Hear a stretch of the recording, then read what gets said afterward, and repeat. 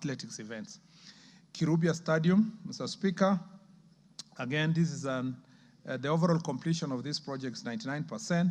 It's a 2,000-seater pavilion, FIFA standard football field, a borehole and associated water storage, electrical and mechanical works, and 6-lane tracks with field and event facilities. The project is practically complete.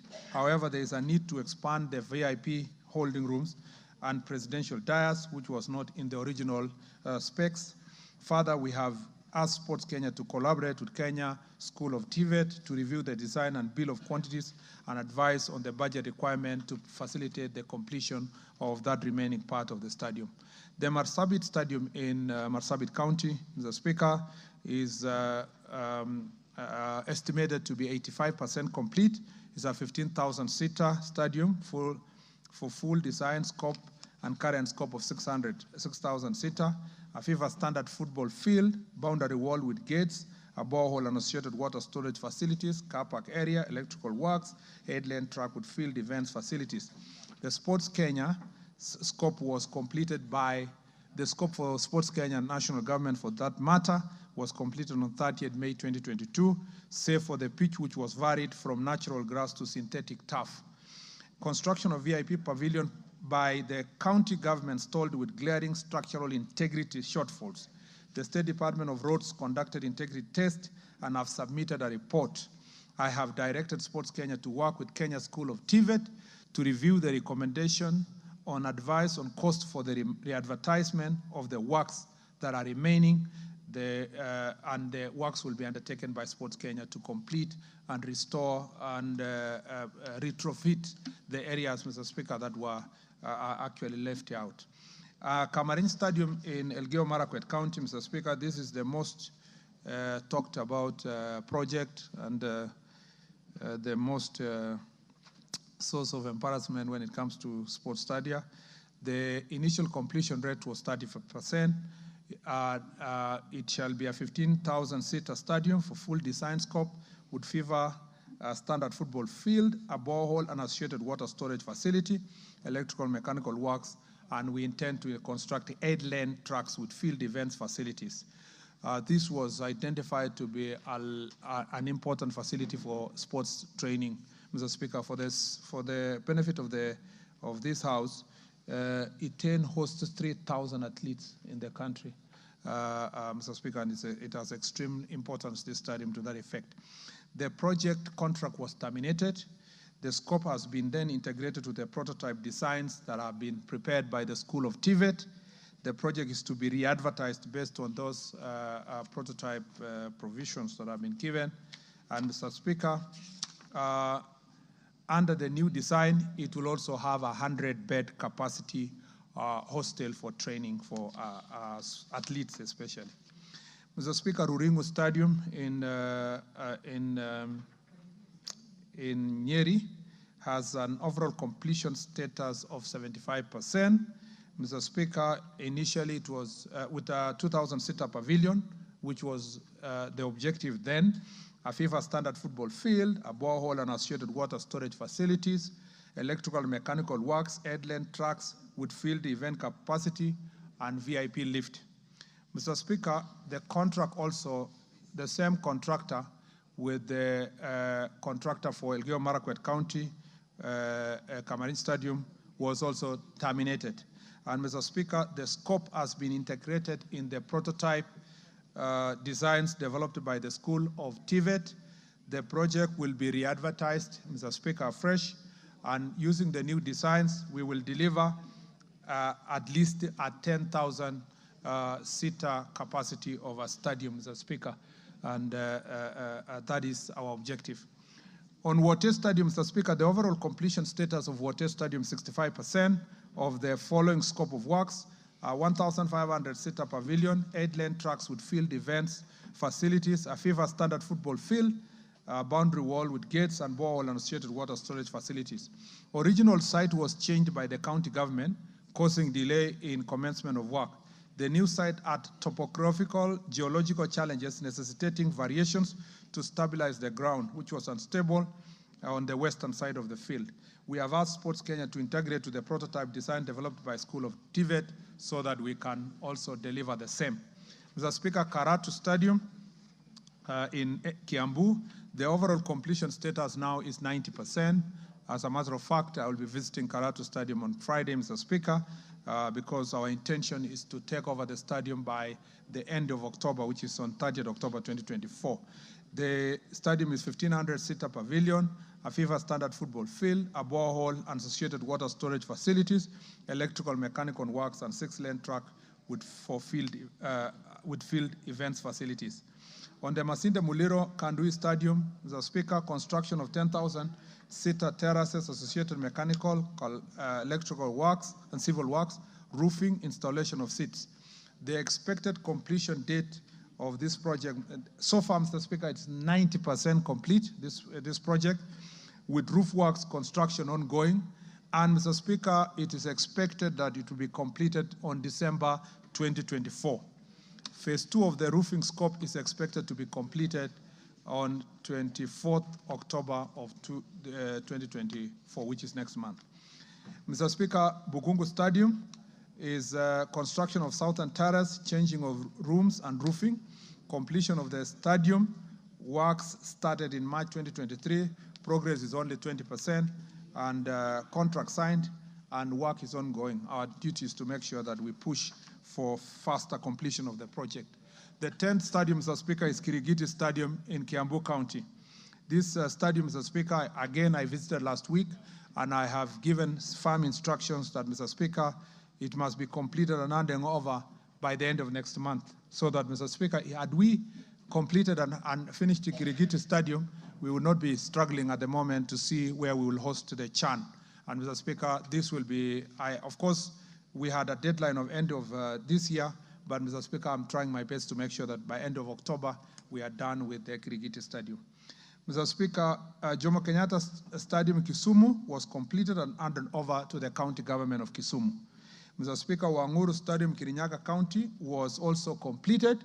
It's only remaining handing over ceremony, Mr. Speaker, to the county government. And not just a ceremony, but also with an agreement on how maintenance will be done by the county government with a properly signed MOU.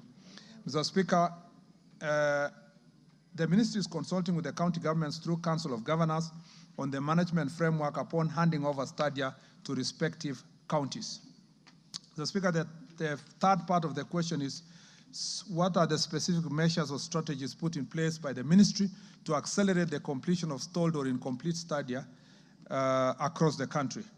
Mr. Speaker, the ministry, through collaboration with the School of TVET, has developed a prototype design, developed a prototype design and builds of quantities for different categories of stadia. As I read earlier, 20,000, 15,000, up to 20,000, up to 15, up to 10, and up to 5,000 seater. We are reviewing the design and bill of quantities for completion of all stalled and incomplete stadia, as I read earlier. And, Mr. Speaker, I have only given my team another 2 weeks. We review and start processes of paying whatever is pending. Then we can make sure that we complete this pending stadium. We do not want, again, another round of lamentations as to why we have stalled the projects. Mr. Speaker, the minister has also rationalized the budget requirement to ensure adequate funds for completion of all ongoing projects.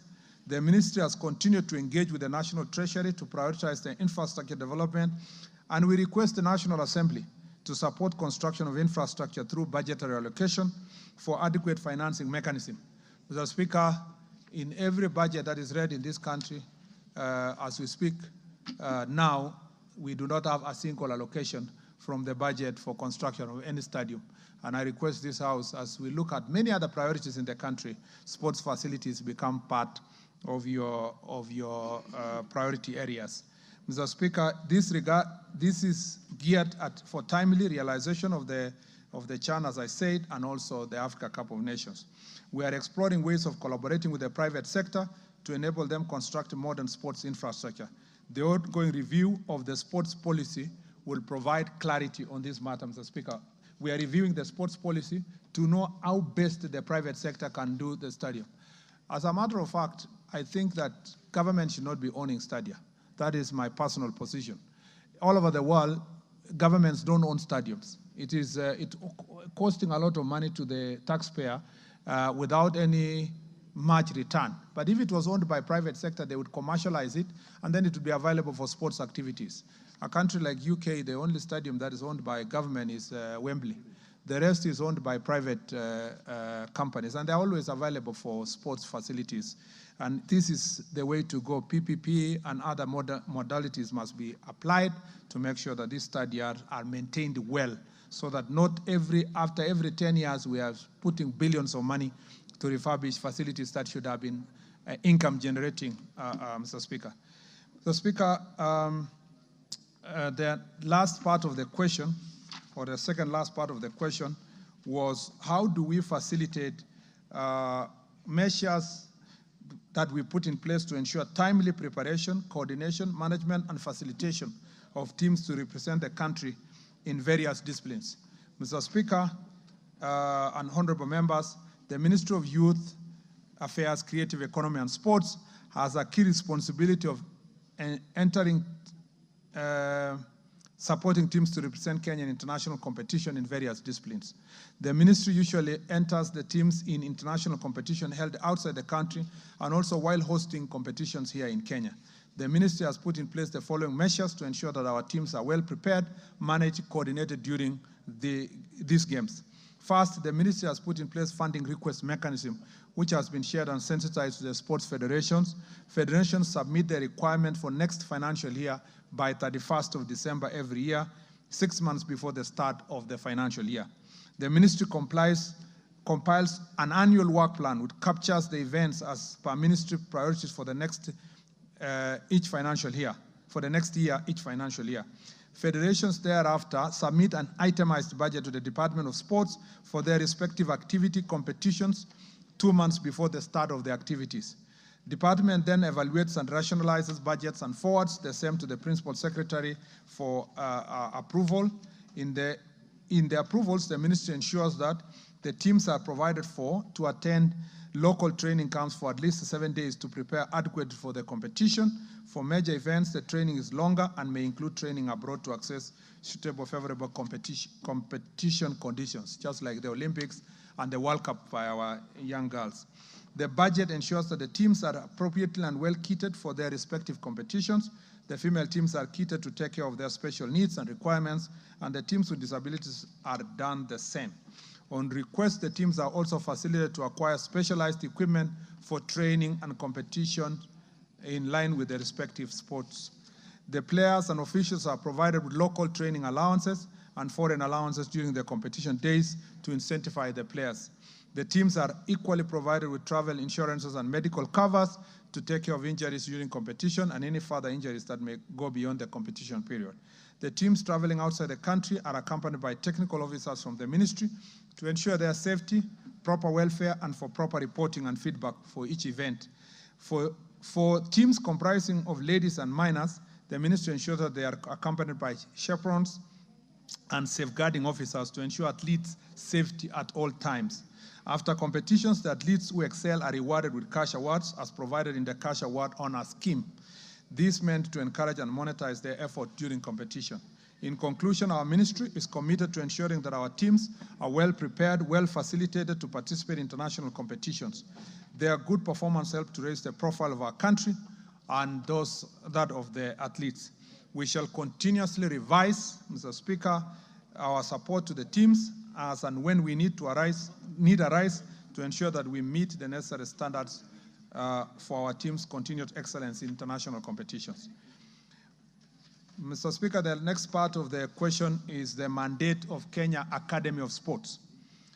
The Kenya Academy, Mr. Speaker, in line with the mandate of the Sports Talent Development, Kenya Academy of Sports has over the years undertaken various programs and activities aimed at identifying and growing sports talents at the grassroots. They include 1 sports camps, Mr. Speaker. The Academy has so far provided training to 3,457 talented children and youth in different sports disciplines through sports camps in football, tennis, volleyball, basketball, rugby, hockey, swimming, deaf basketball, chess, netball, and table tennis, among others, are summarized in the table below, Mr. Speaker. Mr. Speaker, and I've attached a table. I do not need to read it again, Mr. Speaker. And then, Mr. Speaker, number 2 is athlete scholarships.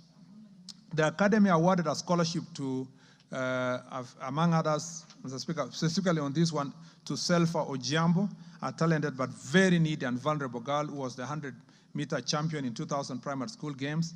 The Academy admitted the girl in St. Catherine's Nainka Girls, and Mr. Speaker, engaged her in training. In March 2023, as a result of the same, just as an example, Salfa won gold for Kenya in the 400 meters times by 100 relay in under 18 girls in Dar es Salaam, Tanzania.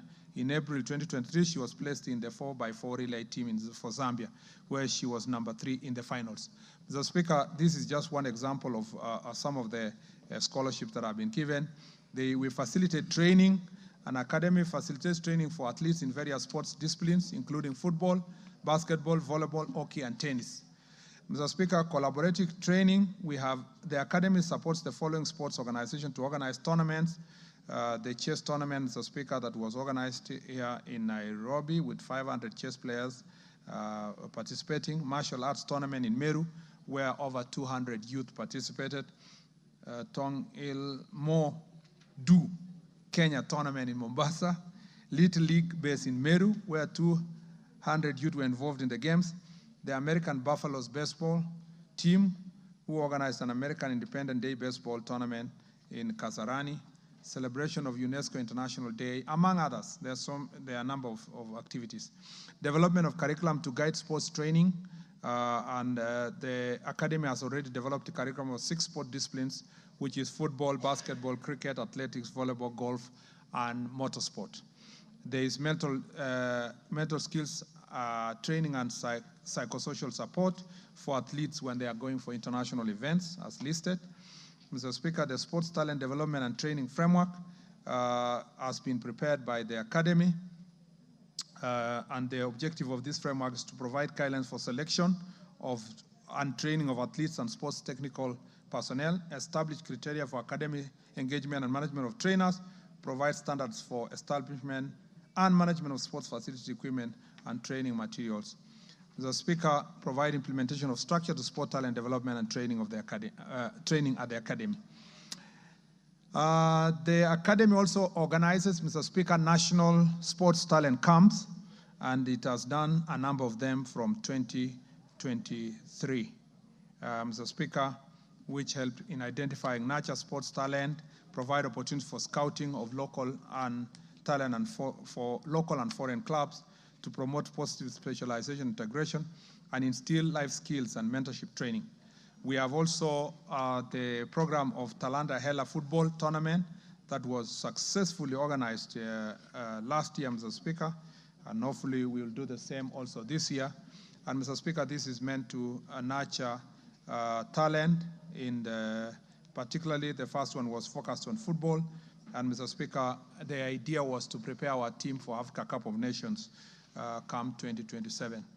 And it gives opportunity to young people to expose their soccer talents, Mr. Speaker, in preparation for this tournament, and so that the coaches and the technical staff can be able to scout the best talent. And as a result of the same, last year games, that is how we got some of our girls who are now going for the World Cup in the Dominican Republic, Mr. Speaker, who have succeeded in that endeavor. Mr. Speaker, we are asking for these achievements, among others, notwithstanding the academy is yet to realize full potential, hindered by various factors. Mr. Speaker, I really want to challenge this House to look at what exactly they give the academy and what they expect. If you look at the budget for this financial year, last year, the academy was allocated, they requested 530 million for 2023-2024, and they were given 280 million. Mr. Speaker, this year, this financial year, the academy requested 600 million, and they were given 0. Mr. Speaker, there is a pattern that is developing and that I've witnessed. Now that I'm serving in a second ministry, Mr. Speaker, I can do proper comparison. You will find that in this ministry, Mr. Speaker, largely all the agencies are ignored. You are aware that, and related to this, but not in the question itself, ADAC, which is dealing with anti-doping, was also given, at the request of 300 million, they were given 20 million, Mr. Speaker, to the protestation of the International Anti-Doping Agency. There is, and I want to implore through you, Mr. Speaker, this House, that let us put our money where our loudest mouth is, in the sense that as a country, we really like sports, we like cheering our athletes, we like our footballers, we do all that. But we are happy to sit as executive and as legislature here to give zero to athletes, to sports people. I think, Mr. Speaker, it should prick our conscience and rethink about how we are handling sports and sports facilities. No wonder, Mr. Speaker, the potential of sports in this country has never been realized as it should, because you cannot, Mr. Speaker, reap where you do not sow. With zero money allocated to sports of academy, you get zero. That's why you see the academy, Mr. Speaker, is reporting one scholarship, and they really want to report in a big detail one person. We can actually do more if we have proper resources in that regard. Mr. Speaker, I do not, of course, want to mention what the state departments get, both youth and sports, because it is laughable. Mr. Speaker, there is inadequate staff level, Mr. Speaker, at the academy. We have 36 staff against the establishment of 155. There is also lack of training facilities. We are only focusing on one facility in Kasarani. Mr. Speaker, we need more facilities to be able to, for the academy to be able to support sports.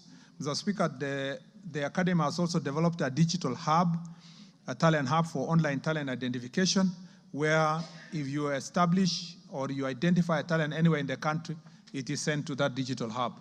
But, Mr. Speaker, we have audited and realized it is inadequate because it's using, Mr. Speaker, very basic technology.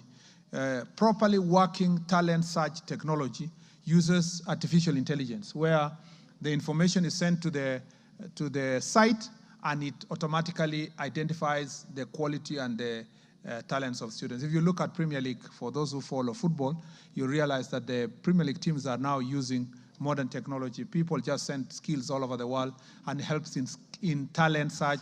It also helps in identification of talented sports people. Mr. Speaker, as I conclude, the Kenya Academy of Sports here to establish sports training academies across the country, because I needed to contextualize that is the question of how many talent academies do we have across the country. The Kenya Academy of Sports here to establish sports training academies across the country due to inadequate resources. Construction of the headquarters in Kasarani is still ongoing. Plans are on advanced stage to establish 30 sports training academies across the country during the current financial year. And Mr. Speaker, for the next 3 years, the plan is to, this year 30, next year, resources permitting, we do 90 academies, and 2026, 2027, another 90, and then 2027, 2028, we should reach a total of 290 academies, which is one academy per constituency. Mr. Speaker, the academy endeavors to continue fulfilling its mandate of sports talent identification, development, capacity building of sports technical personnel, and conducting sports research. This will be achieved through athlete identification, nurturing and development of programs, conducting coaching and refereeing courses, and provisions of sport training equipment to athletes and the teams across in the grassroots. To ensure the continuity of this program, the Academy will strive to work with stakeholders, including Ministry of Education, county governments, sports federations, Kenya primary and secondary school associations in the development of sports talent. I thank you, Mr. Speaker. Thank you, CS. Members, you've had a very clear, elaborate explanation from the Minister on the issues at hand. Carolo Mondi, take the first 5, then you respond. Thank you very much, Right Honorable Speaker. And I would like to warmly welcome the good minister back to the House and also back to the Cabinet. But I have a follow-up question, and I would like to hear from the Minister regarding the sports academies, the Kenya Academy of Sports. This is the only institution we have that offers camps, scholarships, training, both to the technical people, administrators, as well as sportsmen, and assists various groups organize tournaments, as he has said. And as he has rightly pointed out, we have had this concern in the sports committee. Kenya Academy of Sports received zero allocation in this financial year against our recommendations. And ADAC, which is the vanguard of the integrity of our athleticism as a country, also just got 20%, barely enough to cover the admin costs. So I would like to hear from the Minister that there are no proposals to wind up these two institutions. We are very worried. It seems like there is a clear plan to fold Kenya Academy of Sports, as well as to undermine the operations of ADAC. And we would like to hear from him if he could assure this House that there are no such plans, and if he could also elaborate to this House what plans he has to ring-fence proceeds of the sports fund, which are clearly supposed to support sports, for these two institutions in the supplementary budget that will be coming to this House. Is it in October or November? I think in October. Thank you very much, Honorable Speaker. Thank you, Honorable Speaker. Let me also commend the CS for those very elaborate answers. But Honorable CS, I see you have completed a number of stadia in some like Wanguru, Jomo Kenyatta Stadium in Kisumu County, which you say you have completed and handed over to the county government. Kirigiti Stadium in Kiambu County, you say you hand it over at the end of October. Wanguru Stadium, the same, is awaiting signing of MOU and handover. My concern, CS, is once you hand over these stadia to the county governments, the government of Kenya has invested billions in some of these stadia, and I have the case in mind of Kirigiti Stadium. What measures is your ministry taking to ensure that those stadia will not be run down out of poor management by the county governments? I don't know whether the MOUs you are entering into with the counties include an oversight mechanism by the ministry to ensure that you maintain a certain standard and level of our regional and international stadia. Because, for instance, Kirigiti is a stadia that could also be used for some of the international games under AFCON and CHAN. But if we leave them to many of our county governments, they will be run down in a year or two. They will look like community grounds with no seats, with tartan torn, the football pitches not usable, goalposts looted and sold to scrap metal dealers.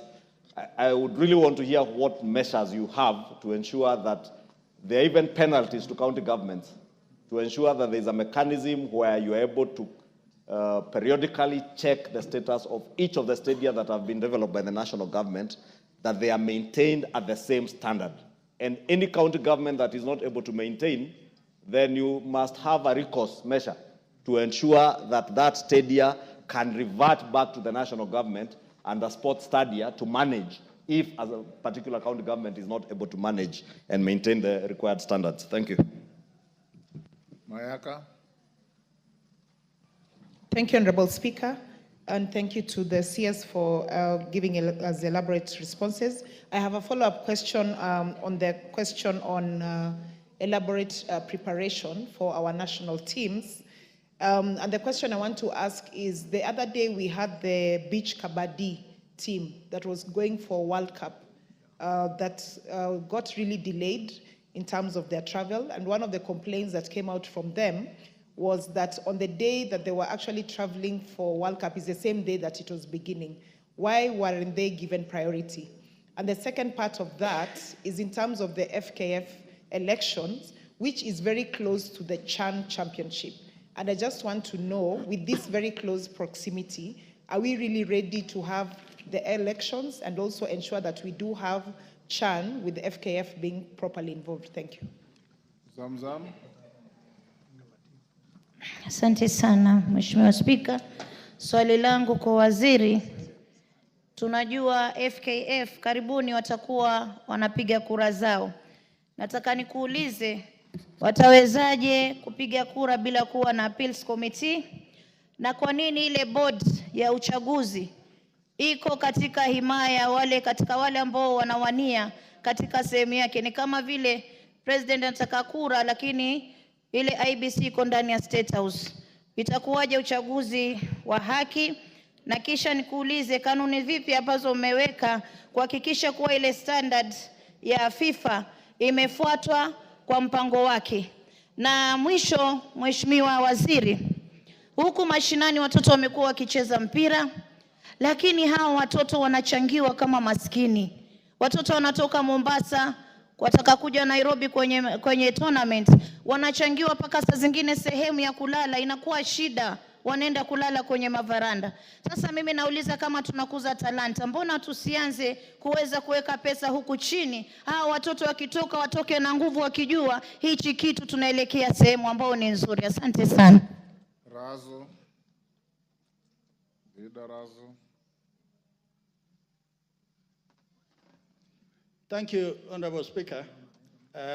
Waziri, my question is on the issues of unfinished studies.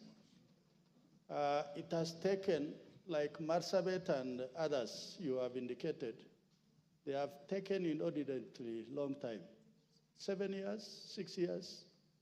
And once you have closed out those facilities, the people who would have used those stadia, they don't have even space to play football or any other sports. I think in the realm of time, would you have a sort of time frame that by this time we'll be able to finish these works? The other issue also on that is the issue of regional centers of excellence. I find that you are biting more than you can chew, because you have too many projects ongoing, and yet you could focus on having, for this region, maybe something in Isiolo for Upper Eastern, for example, or for Northeastern, you have something in Garissa, so that the few shillings that are available to you, you focus and finish a project. Maybe your comments, Waziri. Thank you, Mr. Speaker. CS, let him respond to those 5, then we take another round. Thank you, Mr. Speaker. Mr. Speaker, I think for my senior Honorable Karoli, I think he's reiterating the position as it is, considering that he's a member of the committee. Mr. Speaker, so far I am not aware of any plans to wind up Kenya Academy of Sports and ADAC. In fact, ADAC is impossible to wind up, the anti-doping agency, Mr. Speaker, because it's a requirement of international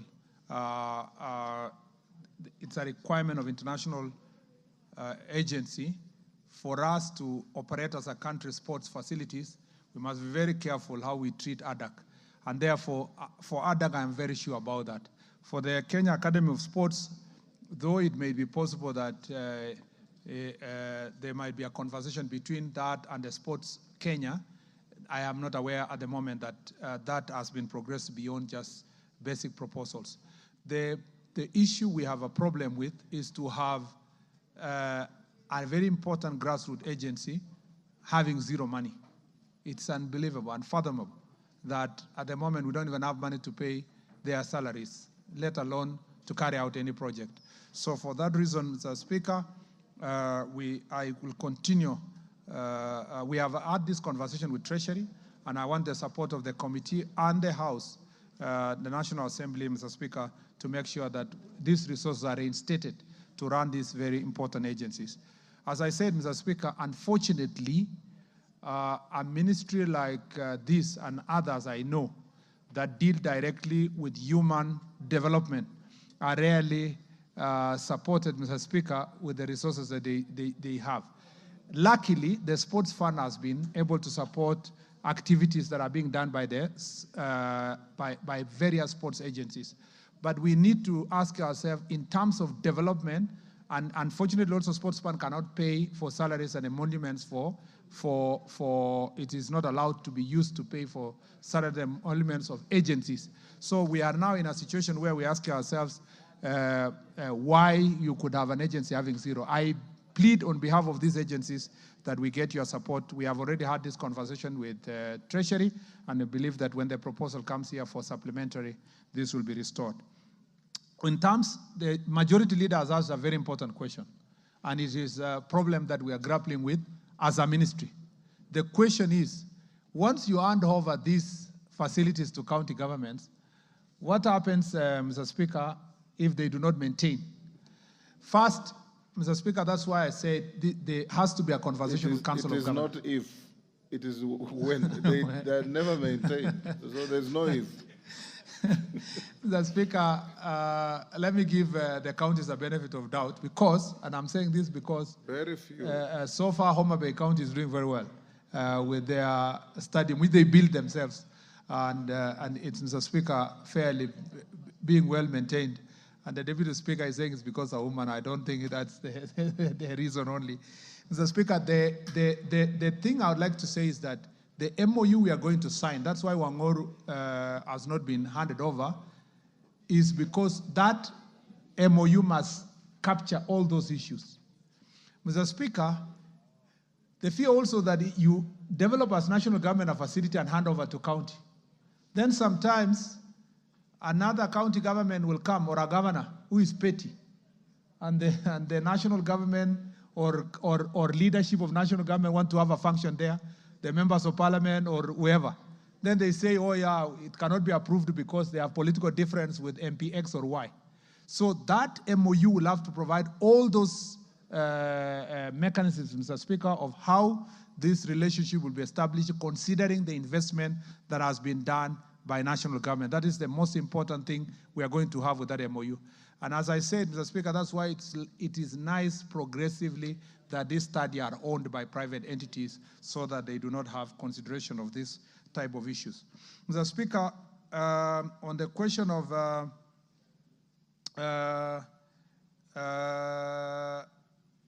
Honorable Mayaka asked something about the team that was stuck and protested in our offices and the airport. Mr. Speaker, we realized that the team wanted to travel 6 days before the tournament.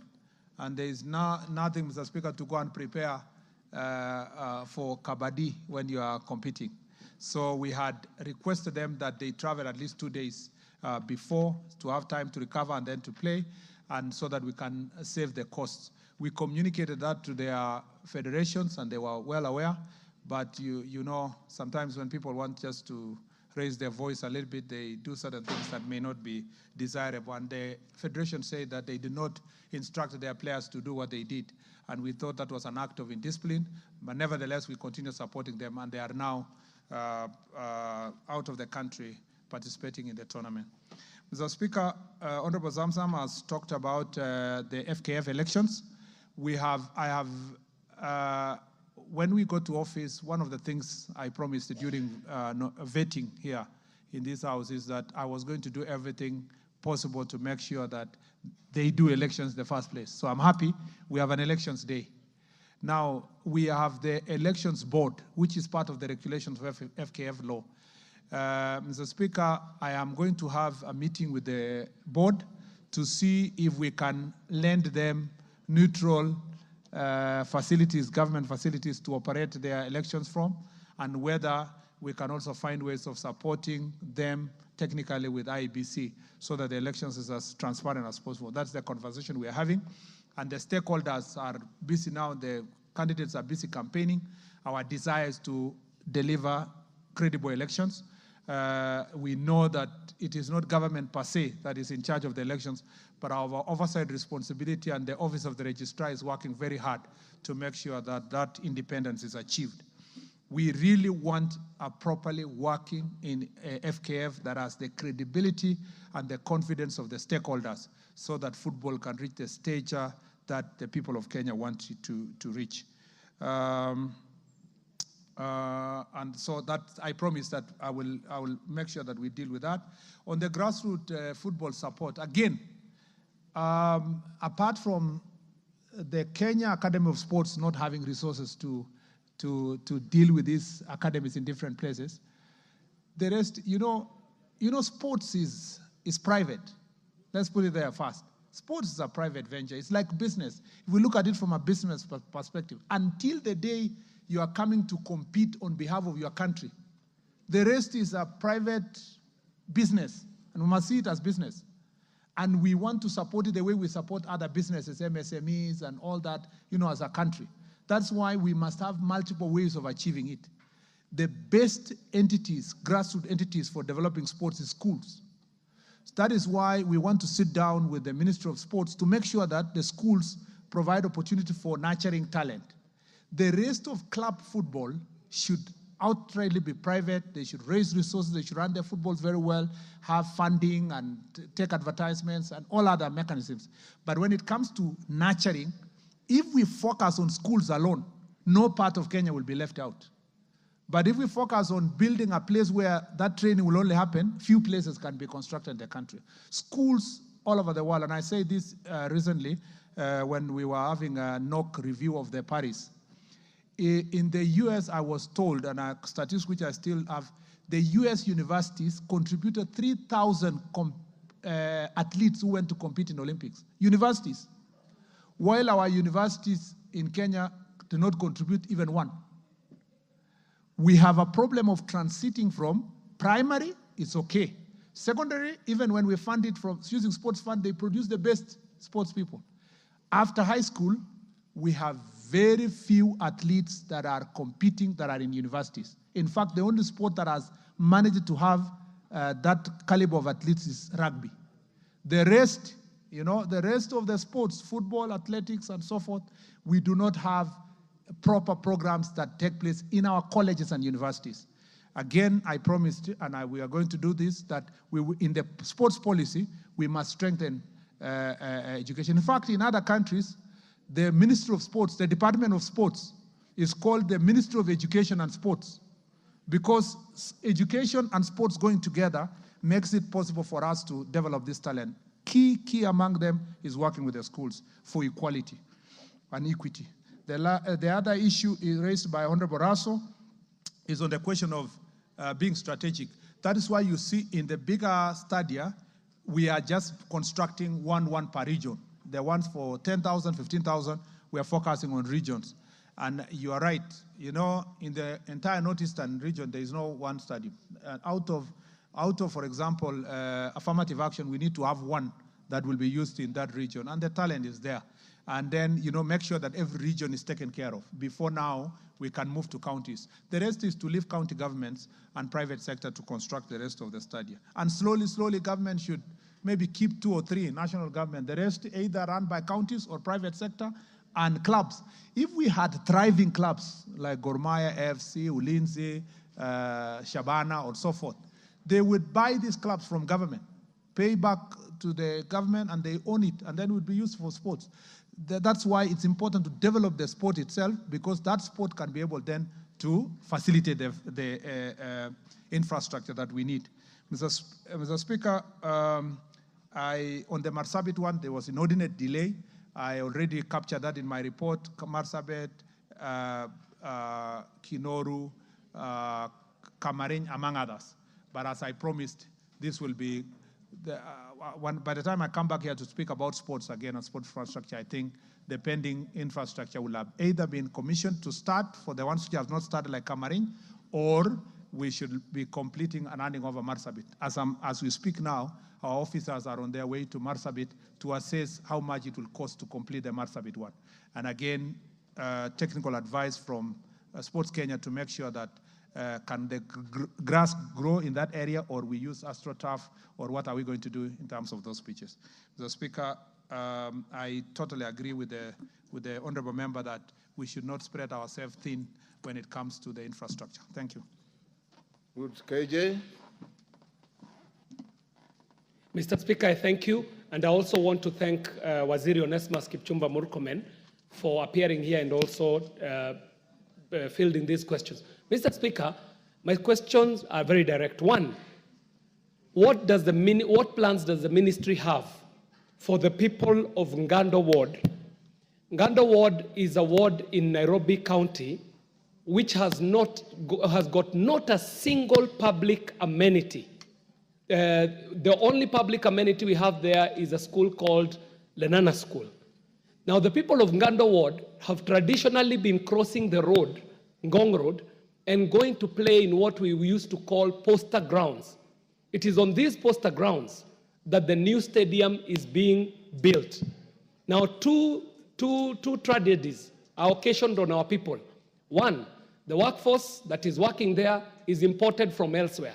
So the people of Ngando ward are just watching as these projects are going on. What plans does the ministry have to include our people so that they can also serve their community in the constructions of this stadium? And two, all the up-bet schools, because now is when Ngando is getting its first public primary school, all the up-bet schools in this ward use the poster grounds as their playing field. So we do not have any fields in all of Ngando ward, and now they're building a stadium there. The question is, what plans does the ministry have for these tens of thousands of children who have traditionally been playing in that field? Mr. Speaker, the second question is a quick one, is to ask, is the ministry aware that there are office bearers of FKF who are insisting that they shall go into the election beyond their constitutional timelines, beyond their constitutional tenures, arguing that their tenures were interrupted by the COVID pandemic? Mr. Speaker, you know, even yourself, you are a senator, and your tenure must have been interrupted. So was mine. So was the tenure of His Excellency the President Emeritus Uhuru Kenyatta. But he did not insist that he shall go beyond his constitutional tenure just because it has been interrupted by COVID. So, Mr. Speaker, I would like to know what the ministry is doing about this, because we would not want this ministry to fall captive of the federations like previous ministries have done. Thank you very much, Mr. Speaker. Millie.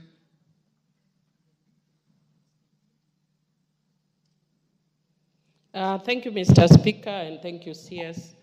Mr. Speaker, I heard the CS speaking very well about the nurturing of talents. And as a member of parliament for Suba North and as a child rights advocate, I want to raise the case of Claire Mary Paul, who was identified and spent 4 months, and she's a Form 4 student. And then after she was identified, she was dropped. When they were about to go, and new people picked.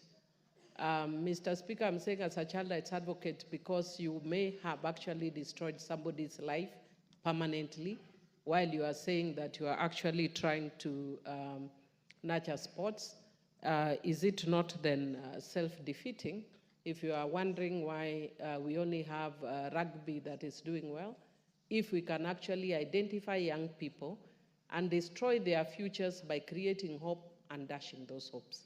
And is one of the things that was said is they will be included, the girls who are left out. Is she still being included, even though as a spectator? And what do you have for her future? And finally, Mr. Speaker, I just wanted to know if you're still building a facility in Suba North for Sports Academy. Yes, member for Tetu. Thank you, Mr. Speaker. And first of all, is to congratulate the minister for assuming his new role of, in the sports ministry. Mr. Speaker, I applaud the minister for his intention to complete all our incomplete stadiums. But if I got it right, he mentioned that Roringo Stadium, the only stadium of meaningful stature in Nyeri, is at 75% complete, if I heard the number right. And I don't know whether the minister has been misled or he chose to mislead the House, because it is actually very close to a forest. This stadium started in 2017, and to the best of my estimate, and I've consulted some of my colleagues on phone from Nyeri, it is nothing more than 25% complete. I would like the minister to maybe lead the relevant committee of the House to go to Luringo and ascertain whether the statement he has made in this House is correct. If not, he would rather withdraw and say he doesn't have the facts because indeed Roringo is not in the state that he has mentioned. 260 million has been sunk. The tartan that was put there 7 years ago is completely worn out. The artificial turf is completely worn out.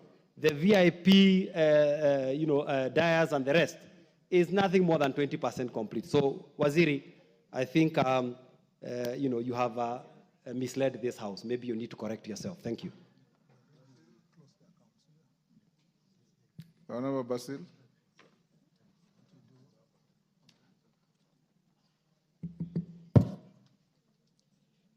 Thank you, Mr. Speaker, and thank you, the CS, for a very comprehensive response to so many questions. As a member of this Committee of Sports, I would like to know what measures do you have to manage doping and end cheating? Number two, issues of corruption have dominated the ministry. So what are you going to do to manage corruption and to ensure we have progression in the ministry? How do you manage corruption? To eradicate. Eradicate or manage? No, you don't manage, you eradicate corruption. Because you ask him how he will manage corruption. No. Minister, do you have talents to manage corruption? Yeah, because that question is tied with the stolly projects. We have so many stolly projects, and the main issue is corruption. Thank you. Yes, Milemba. Thank you, Honorable Speaker, and thank you, Waziri. Honorable Speaker, Waziri is also the most valuable player on the football field for Bunge FC as a striker. Congratulations. Number one question, Waziri, you have mentioned the several stadiums that you are developing around the country and even the city. But one point stands out glaringly, that you are forgetting the mother stadiums of this country, and you've said nothing about them. I will give you two. And you ably said that Wembley has a historical background, just like City Stadium. I don't know where you put City Stadium, where we grew up from and what developed the talents from Eastlands and all those players who are the greatest. And then you have forgotten Buhungu, which you indicate is being built. But when I pass by Buhungu, there's nothing going on. And those were the original developers of talent under Chris Makoha. I was a beneficiary of Chris Makoha himself while at Kakamega.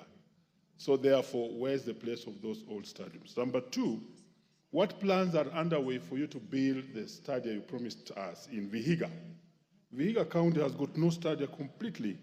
And then there was the suggestion for Kidundu and Mumboa. And you have mentioned nothing about it. Lastly, Waziri, so many Kenyans were winning gold during the election, during the Olympics. But those Kenyans, you see, this name is Keter or Kipketich, and then all of a sudden you realize this person is a Canadian. What is happening that the best athletes are running for other countries and not Kenya? Thank you. Member for Kamukunji. Thank you, Mr. Speaker, for the opportunity, and I'll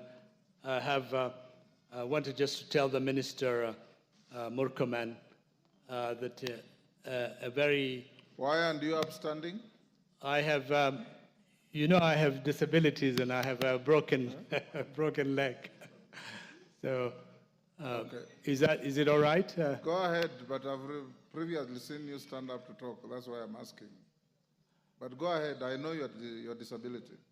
Thank you, Mr. Speaker. And I wanted to, first of all, tell the Minister that a very important and a large local soccer tournament, the Kamkunji Peace Tournament 2024, is taking place in my constituency at the moment, bringing in 48 teams from across the 5 wards.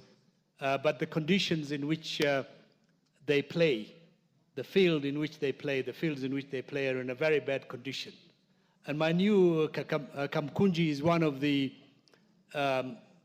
districts or constituencies that produce some of the best football talent that we have in this country historically. I just wanted to see whether there is any contribution that your ministry could make for the large number of urban youth in our capital city. a capital city of 5 million people. What can your ministry do, and what plans does your ministry have in terms of enhancing, nurturing, promoting, and building this great talent within our youth and within our communities?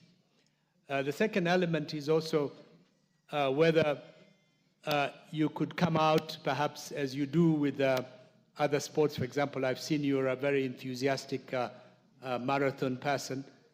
Maybe one of these days you should also come and see some of our youth playing out in the field, so that they can see that there's a commitment to promote and encourage young people in sports. Thank you.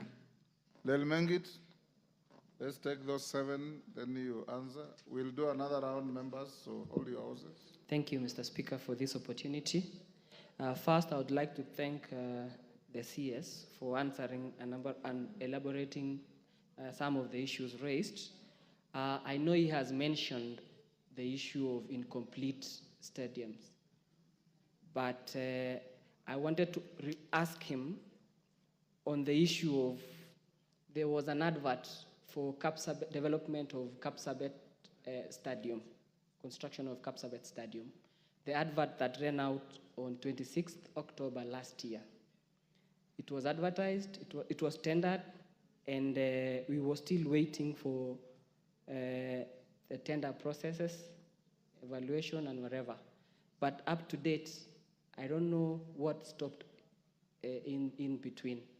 And I know the project was for 2020, financial year 2023-2024. So I presume that the funds were available then. Secondly, Mr. Speaker, recently we have had several suicidal cases amongst the young athletes, particularly in Nandi County. Late last year and early this year, we've lost a number of them through suicide.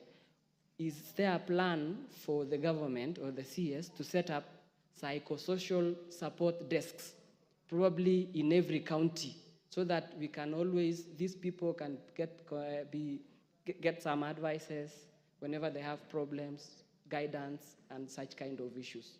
Thank you, Mr. Speaker. Minister, you can answer those 7. Then we will pick another round. Thank you, Mr. Speaker. Mr. Speaker, let me start with, I think it was Honorable KJ. Yes.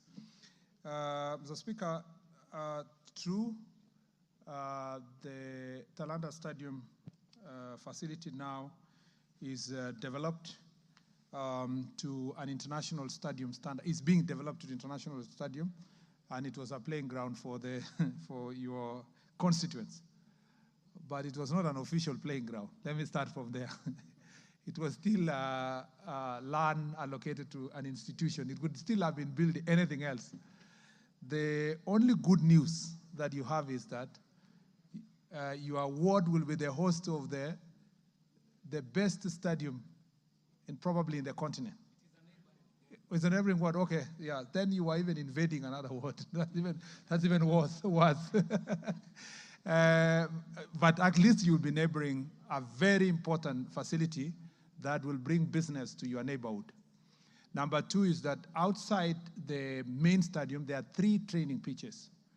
There will be 3, 2 with running tracks, and the other one is purely football pitch. Again, in terms of business and employment, it will benefit the people who are living in the neighborhood. We believe also the facilities will be improved infrastructure, which will touch your ward up to Lenana and all the way to the Kibra ward. Yes, and the plan, therefore, is to, that's why I was coming. Maybe the plan is to say, with Sports Kenya, how can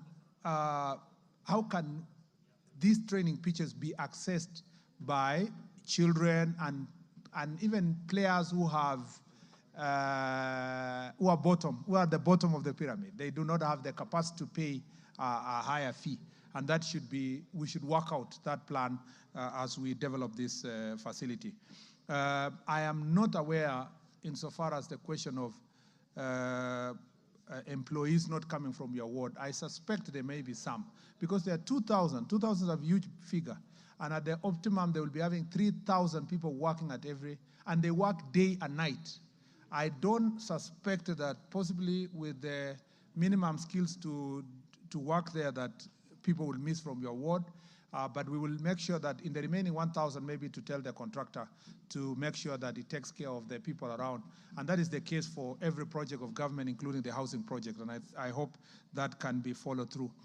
The other promise I can make is that perhaps we can speak to the contractor. Coming from your presentation here, I am thinking that we can speak to the contractor to help you put a sports academy within the neighborhood of Lenana Primary School, the new school you've built, so that it can also help as part of their CSR to extend a facility to that very important school. And I will undertake that endeavor, not because you are my friend, but it's the right thing to do. It's because it's the right thing to do. Mr. Speaker, the Honorable KJ also raised the question of FKF elections and the eligibility of those who have held office for more than 2 terms. A letter went out from the registrar expressly to FKF that only no one will run for the same office more than 2 terms under the Sports Act. And that is very clear. And I believe that the officials of FKF who are holding office now, if they want to run for office, maybe to run for a different office other than the one they have served for more than 2 terms, so that we can keep within our legal standards, Mr. Speaker. Mr. Speaker, Honorable Millie Odhiambo. Mr. Can you give an assurance to the country that you are actually going to sort out our football? Mr. Speaker. We were a better footballing nation 20 years ago than we are today because of sheer mismanagement of football in the country. I have made it clear. And when we were vetting you, you gave us that assurance. Can you assure this House and the country Mr. Speaker, that you are going to sort out the mess in football and take back Kenya to its level as a footballing nation? Mr. Speaker, the Ministry of Sports operates, especially for sports, through the federations. So sorting football is sorting the federation. And the election process that we are undertaking, Mr. Speaker, we want to be as transparent as possible to make sure that those who come in will make sure that they follow the narrow path, Mr. Speaker, to make sure that our football is managed well. Beside that, we will, of course, play our part as government to support nurturing of talent in the football sector and to make sure that the Harambee Stars team is also facilitated enough to prepare well for tournaments. But what is extremely important is to make sure that the management of sports, including football, Mr. Speaker, is going to be as professional as possible to open doors for as many young people to play a role as, in this sector. Mr. Speaker, Honorable Millie Odhiambo has raised a very important question touching on Claire Maris, our daughter who comes from her county. And Mr. Speaker, I want to allay the fears that people have that there was unfair selection of sports team. Far from it, Mr. Speaker. Unfortunately, in the sports sector, you can be doing very well today. And when final selection for a tournament is done, you may not meet the cut. 3 of our girls participated and helped the team to qualify. But by the time, that was a year ago, by the time the selection was being done and there were 35 in camp and about 14 were dropped, Mr. Speaker, Claire Maris became a victim of that process. And not a victim because the coach is biased. She was just selecting her team, the best team that can compete. And as a result, we made a decision with the support of His Excellency the President to support the 3 girls who participated in the qualification process to travel to Dominican Republic as fans to just have that inspiration and even to facilitate them to come and do the exams with their colleagues who got the chance to play. Football is cruel. Anyone who has been following football, it can be very cruel to finally not be in the list of the selected 23.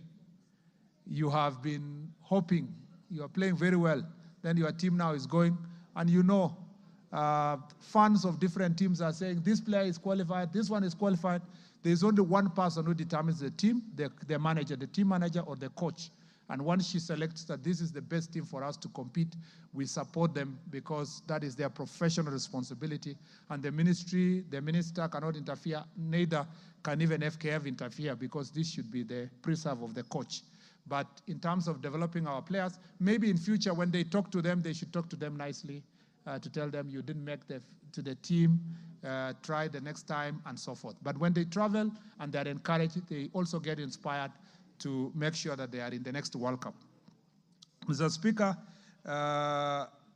Sports Academy in Suba North, of course, if to answer the question of Honorable Mili, eventually Suba North will have an academy because the intention is to have 290 academies.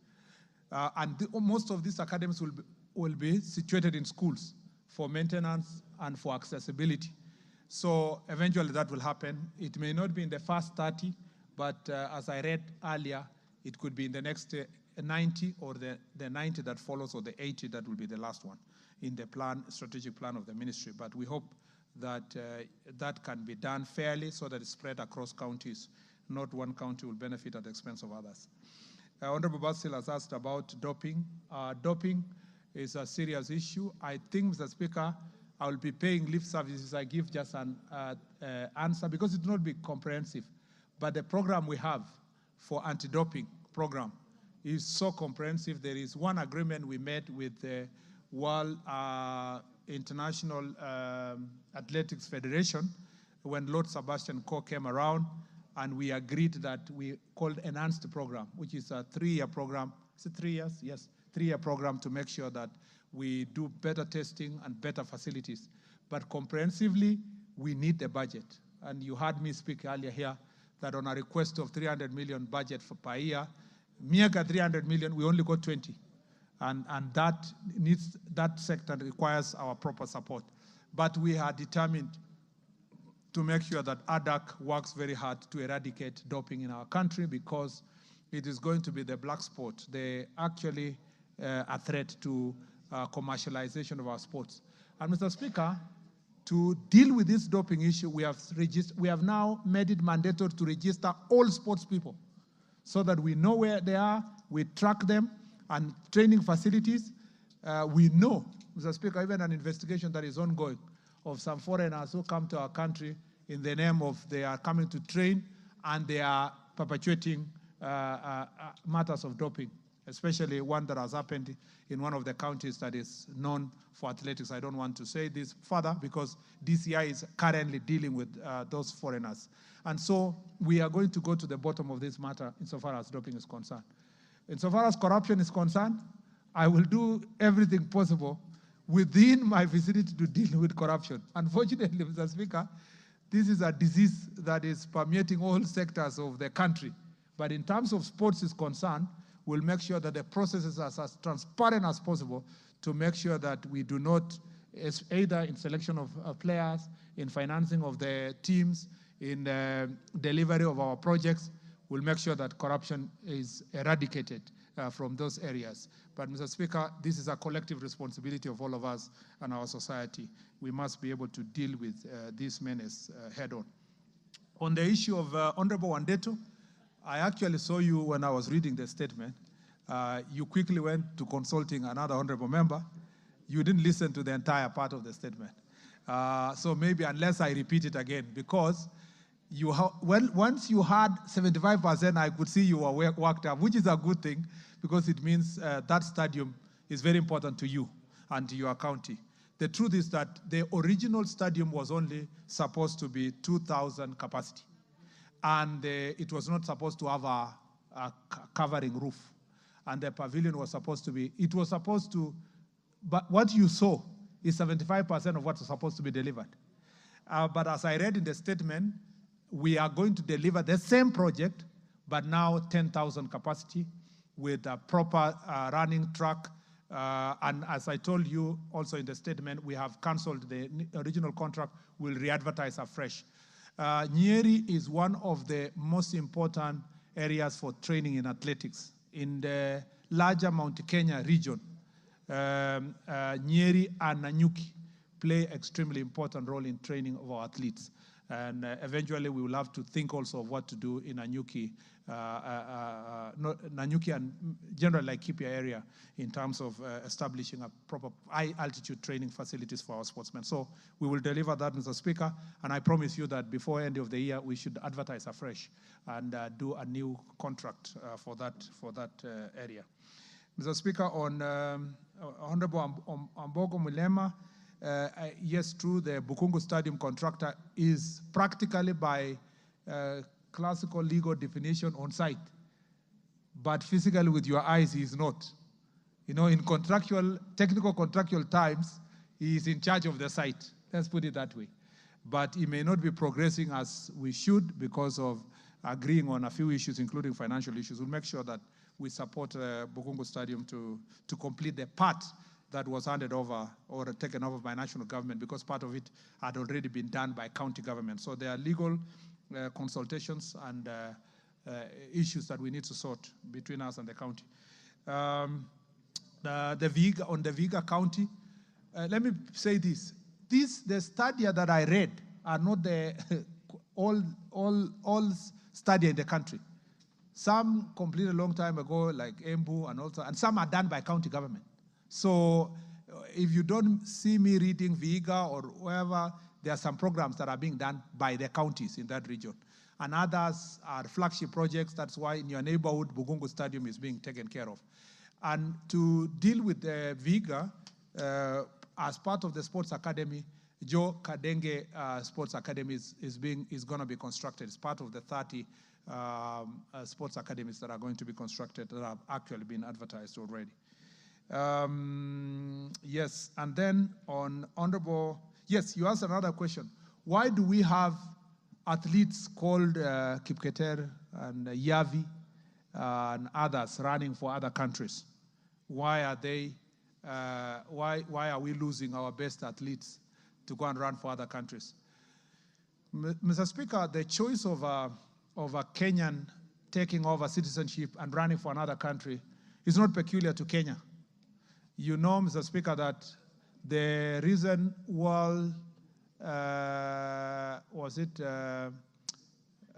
shot put champion or record holder is actually a Nigerian who is a German.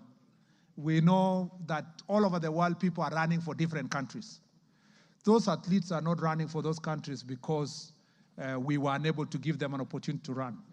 It's, Mr. Speaker, also out of choice. You know, Wilson Kipketer left this country long time ago, 1990s, early 90s, to go and run for Denmark, as of choice. You know, Bernard Kiplagat was doing so well in 1500 and 5,000, and as of choice, he went to run for United States of America. Cherono. Stephen Cherono went to run for Qatar. Mr. Speaker. But Minister, the revelation by Yavi on why she ended up running for another sovereign is something you must address. Those who go voluntarily to take citizenship of another country, we have no issues. Mr. Speaker, as a matter of fact, Yavi, in her own words, say that the competition in Kenya was too hard for her. She could not make the cut in the country. That is why she chose to run for another country. And that is the case. I know you saw the propaganda that was on social media. That's propaganda, Mr. Speaker. I'm giving you, because when I saw those propaganda that was on social media, I asked the question directly to AK. And I also saw her interview. And she said that while she was at 17 or there, she could not even make to the top 3. And that is the case for Kenya. The real competition in some races in Kenya is final. If you want to run for Kenya, you may not even have a chance to qualify to go there. And having gone to another country, she has done exceptionally well. What I wanted to say in conclusion on this statement is that we should be very proud to export other sports people to run for other countries. Because one, they bring foreign exchange to our country. They don't leave the country. They are always here. Mr. Speaker, everything they earn, they invest here. And Mr. Speaker, we should be proud. The question of fairness and corruption in selection of teams will be handled differently, but the question of a choice of an athlete running for another country and they are Kenyans They must not be ostracized for doing so. They must be supported for making that choice. The only challenge, the thing we must do as a country, is having exported them to run for other countries, we also work very hard to make sure we beat them in these international competitions. But where they beat us, I would rather Yavi beats a Kenyan than an Ethiopian beating a Kenyan, because we still get the benefits with her beating us than somebody else beating the country. So just like we are exporting labor, we are exporting professors are all over the world, doctors are serving, teachers other parts of the world, athletes also are looking for greener pastures to develop themselves. And those countries have better facilities and better rewards than ourselves. And we must encourage them as we work towards the same as a country.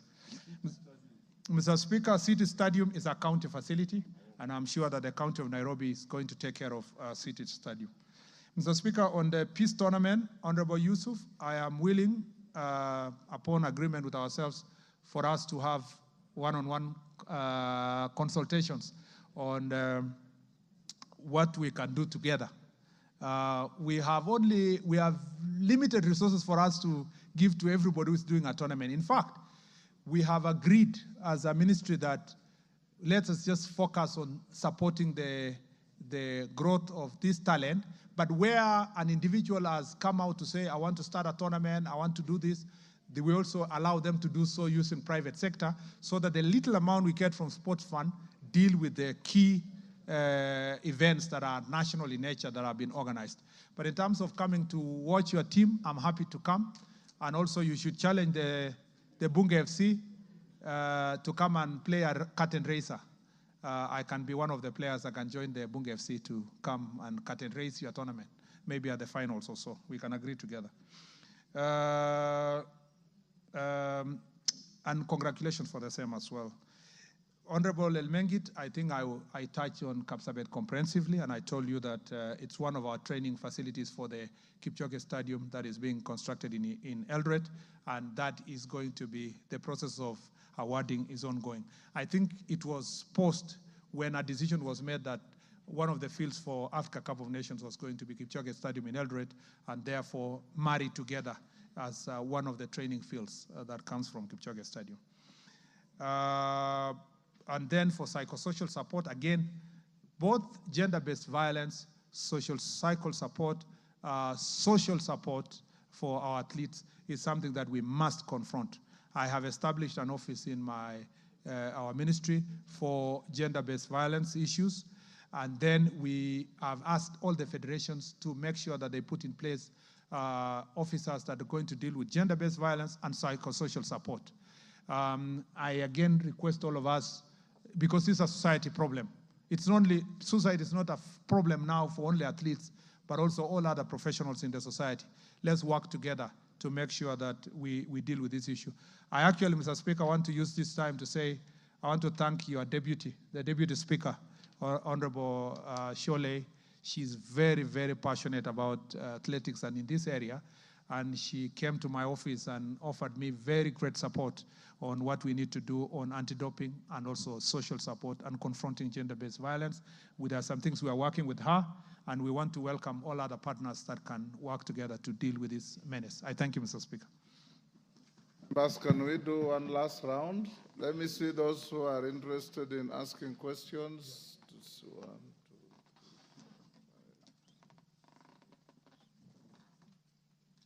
Yeah, we can take all of you, provided you ask only one question. If you do more than one, I'll truncate the mic. Maungu. Thank you, Speaker. Though I'll seek your indulgence, I'd planned to ask two questions, Mr. Speaker. Just ask one. Maybe I wish to ask a question on sports funds. Last year, one of our great teams in Vihiga County and Luanda constituency, specifically known as Luanda Villa, did participate in the Division 1 League and emerged topmost. Your immediate former colleague pronounced himself that Luanda Villa was to benefit from a kitty of 500,000 from the sports kitty, for the sports fund, which was to be given to all winners. Waziri, this money has not been able to reach the club, and these are young people who really felt motivated that by winning the trophy, becoming number one, that money will go a long way in supporting their daily activities. So I wish to hear from you, when will Rwanda Villa, which is our pride, get their money, the reward they were promised? Mutuse.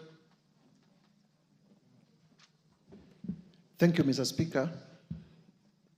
In the interest of time, could the Minister inform the House and Kenyans the plans that the Ministry has for Ngaka Talent Center in Makindu Ward of Kibwezi West constituency?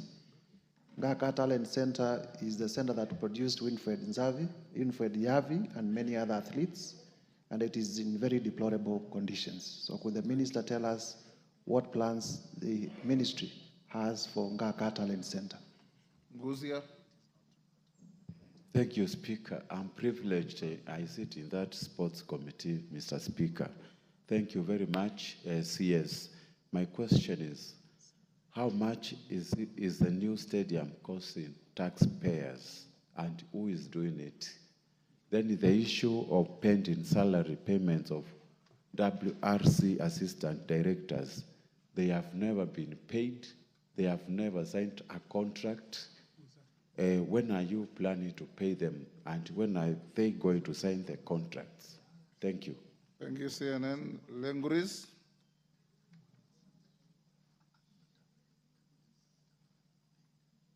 Give Lenguris the mic. Thank you, Mr. Speaker, and thank you, the Waziri, for the elaborate explanation of the work that you do at the ministry, and we really appreciate. Mine is not a question, but a request.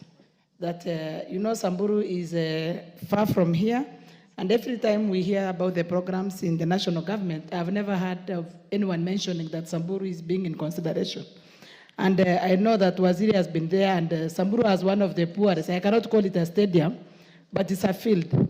Last December, I held a tournament, and I had to put the sand. Every morning, I had to spread the sand so that the players can use the field.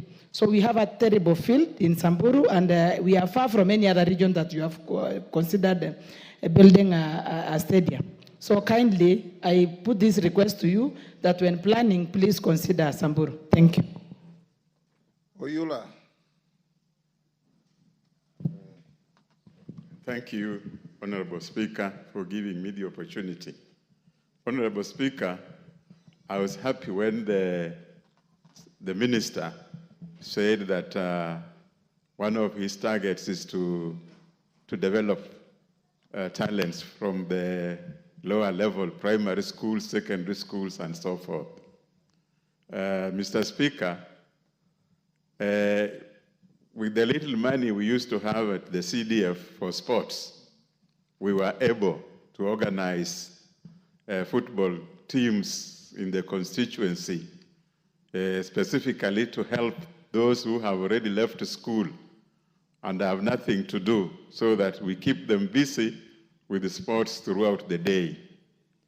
Now, without that fund, Mr. Speaker, we have nothing to help these youths in the constituencies.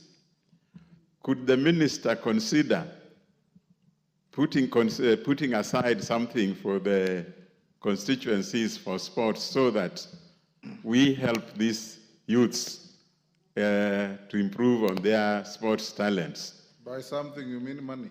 Yes. Mr. Speaker, we will talk about county governments, that responsibility falling under county government.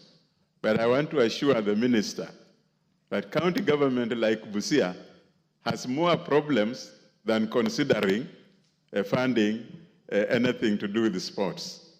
So our youths are just going to stay there, and the rest, the last thing we will see is thuggery in the villages. So can the minister consider supporting constituencies when it comes to sports? Thank you. Asante. Waziri, mwanzo ningependa kupongeza pia nishukuru wakati ulipokuwa kwa barabara, ulitujua sisi la mashariki hatuna inchi hata moja barabara na ukafanya mipangilio mizuri. Asante. Na sahihi pia ningependa ufikirie la mashariki kwa upande wa sports. upande wa sports na hakika kwa miaka kadhaa au kutoka uhuru upatikane hakuna kitu imefanywa Lamu Mashariki. Na ukiangalia kama mipango yote unayozungumza, uwanja Lamu County yote nzima hakuna wa national government, hakuna wa county government. Sasa katika mipangilio yote sisi tunaachwa nyuma, na kuomba kwa hisani yako kama unaweza kusema hata kitu kimoja hapa kimefanywa Lamu Mashariki kwa hii ministry, uniambie tu kimoja, na kama hakuna kuanza sasa utuweke akilini na sisi chochote kinachofanywa huku na sisi mtufanyia. Asante. Umezungumza mambo ya klabu pia ziko, labda unaweza ziwezesha, na kama huzijui ziko klabu ndogo ndogo kule pengine zinaweza wezeshwa. Kuna King Royal, Biladi, Faza United na zinginezo nyingi. Asante. Is that Akuja?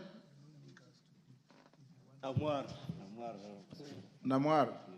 Yes, Namwar. Thank you, Honorable Speaker. I want also to thank the CS Sports. Honorable Speaker, my take is to actually acknowledge the importance of sports and to thank the Minister, CS Murkomen, for taking it seriously. And for me, I give the background of OKM tournament that is solely resource mobilized by the CS and also forming an integral part on peace. My take, Honorable Speaker, is how can he be able to allocate funds and call it sports for peace, especially in those far-plugged areas like Turkana, West Pokot, Samburu, and the rest. I will really appreciate he has been in Turkana, especially in Lodwa, where I come from and represent, and I would wish if we can also do a stadium in that place, so that we can nurture sports and also promote peace. Thank you. Parashina. Okay, thank you, Mr. Speaker. First of all, I also need to congratulate the Waziri. Number two, Mr. Speaker, I also needed to request that, if possible, we have a kamkunchi with the Waziri. And this is coming out that sports really touches the youth. And many members of parliament, I wonder, when things which have been talked or been addressed, which is very critical to our constituents, are not in the House. I know many people are busy on the issue of impeachment, but let me... My question is about sports. Stop being irrelevant. Okay, let me just ask Mr. Speaker, no problem. Yeah, my question is about if at all we can do the coverage in other areas. For example, Kajiado has not been mentioned, and we have the best runners also. We have best people in javelin. So we need to ask that in this sports academy, if they can be in Tana and the proposal come in for finance purposes, me personally, I'm ready to support them to get more funding for purpose of having it equally distributed among other constituencies, Mr. Speaker. Thank you. It was just an observation today. Thank you. Mukunji. Thank you, Honorable Speaker. And I don't want any preambles to your questions. Yes. Just ask questions. Thank you, Honorable Speaker. I also want to applaud the Waziri for availing himself and congratulate him for fitting in the office, the new office of the CS for Sports. Honorable Speaker, I would like Waziri to tell me and explain to my people in Embu when is Njokere Stadium starting, because it's one of those promises that we were told by His Excellency the President when he came in there. Honorable Speaker, we have a team called 3KFC that is doing very well nationally. And Honorable Speaker, we need, as Waziri is supporting the sport from bottom there, let the money for sports go directly to those teams that are from Mashinani. Thank you. Bokoyo, one at a time, you've asked your question. We are running out of time, Mukunji. Okay, give him. Thank you, Honorable Speaker. I just wanted also a clarification for actually public knowledge, Honorable Speaker. When Waziri came into the office of the CS Sports, there was a picture trending of a very quick change into the furnitures of the office. I wanted to know, Honorable Speaker, because I know Waziri as a very prudent person. Is it public funds or there was just a change of furnitures as one CS was leaving and the other one coming in, Honorable Speaker? Thank you very much. Ngokoyo. Thank you, Mr. Speaker. I want to ask my namesake, the CS Onesimus, like myself. Ngong hosts among the highest number of athletes. When you are starting the Deputy Speaker is distracting me, Mr. Speaker. When you are starting the Deputy Speaker? Yes, Sholei, she's pointing at me, Mr. Speaker, the Honorable Boss. She has many fights nowadays. Mr. Speaker, the stadium that you are doing at Ngong Road, Waziri, about 300 registered athletes, and even more operate from Ngong. Ngong has one of the best attitudes for athletes who do long distance marathons. Helen Obiri, in her interview with international media, mentioned that her greatest disappointment was that she used to train at Ngong, but she used to come for her track training at Nyayo Stadium. When you were starting off, your predecessors, when they were starting off the Ngong, what now we are calling the Talanta, the agreement was they would do something for Ngong athletes because it is one of the hubs that has so many people. You are saying you're doing 2 tracks in your statement. For track, you said you are doing 2. Why didn't you consider doing 1 in Ngong? Because you know very well that there is nowhere else around the metropolitan area that has even the number of training centers that we have. Actually, most of the international ones are at Ngong. Leave alone that government agencies, the KDF, Kenya Police, have even stationed their camps for these athletes who do the same at Ngong.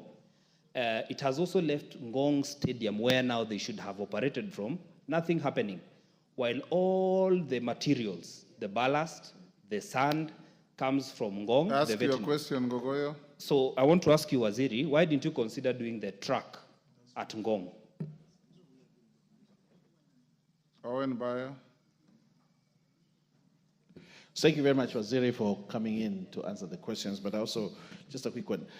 When are you considering building a stadium in the North Coast? You know, the North Coast does not have, we have great talent. Great footballers of Harambee Stars came from Kilifi, Abbas Magongo. You want me to give you the list? But we do not have, we only have Kwale, the new one, Mombasa, Muhammad Abbas. All those big footballers came from Kilifi. Lucky Boys, there used to be a team called Lucky Boys, a big team that was one of the greatest teams in this country. But then, no one has ever considered to look at the North Coast as a home of talent and build a stadium. I ask you, during your tenure, look at it and see what you can do, and make sure that Thank you, the Owen. North Coast has a stadium. You made your point. Thank you. I see how many more hands. Cases. One question. We want to bring this to a close. Those who have just come in, I'm not giving you any time. Thank you so much, Mr. Speaker, and thank you, Waziri. This is the sports person, and you're in the right ministry. Mr. Speaker, just a follow-up on a question by Parashina. I would wish Waziri to state the plans he has to ensure that the spread of sports academies across 290 constituencies are being planned to be executed, because recently we saw a few of them on notice, and we are yearning to know what are progressive plans. Lastly, the issue of athletes, and thank you for considering sports at Kipchoge Stadium. But you are aware, Waziri, that along Iten Road, along Moiben Road, our athletes are really suffering finding places to train in terms of risk of accidents on the road? Are there deliberate plans to organize a road all the way to Iten, side of the road, so that we allow our athletes, especially the long-distance runners, to use those areas and save them against the risk of engaging or getting knocked by the motorist on the road, and all the hullabaloo. I thank you on the issue of gender-based violence. It's now a serious phenomenon within our community, being that athlete community. We need to do something deliberate. Thank you. Society. That has been asked. Minister, can you quickly answer all those? Thank you very much, Speaker. First of all, let me say that Honorable Maungu. Just hold on, Minister. Yes, Women Rep Nakuru. What is the issue? Just hold on, Minister. Thank you, Mr. Speaker, sir, for giving me this opportunity. Thank you, CS, for appearing before us, and congratulations on behalf of Nakuru County. My question to you, Bana CS, is about the Olenguruani Stadium. Olenguruani Stadium was started 10 years ago. It was constructed and nothing went on. So I want to just hear from you what kind of intervention will you give to Olenguruani Stadium? We are suffering, our youths are suffering because of this stadium that has installed from Kuresoi. Minister, Thank can you proceed? Thank you, Mr. Speaker. Let me start with Honorable Maungu. I will follow up the payment for the Luanda Villa team, who are the winners of the Super League, Division 1 League. I will follow up on the same to make sure that they are paid, and also a few other sportsmen and women whose money has not been disbursed. We'll make sure that that is done expeditiously. Honorable Mutuse, Nganga Training Center. Ngaga, okay. It is not in the immediate, the ones that have been advertised. But as we've discussed with you, we'll make it a great, should be prioritized in the next one to make sure that it is taken care of. Honorable CNN, Charles, how much is the cost of the new stadium? I think, Mr. Speaker, I don't have the figures here because we contracted the AFCON stadiums through defense. But maybe in the next supplementary, I should be able to supply the same, either here or through the committee, the relevant committee for that matter. I was trying to text a colleague on the other side, but because we are here, it's not been possible. We do not have directors for World Rally Championship. We just have a committee. So we have no directors who have not been paid. But if there is any complaint, it should be addressed specifically. The funny thing about this sector is that you have so many people carrying so many papers asking so many demanding certain payments of contracted works, where this one and that, I was a director, I was a committee member, and so forth. So we're trying to streamline to ensure that the record is kept well. And if you are not part of the record, you cannot be contracted as an afterthought after the fact. Honorable Pauline Samburu, I agree.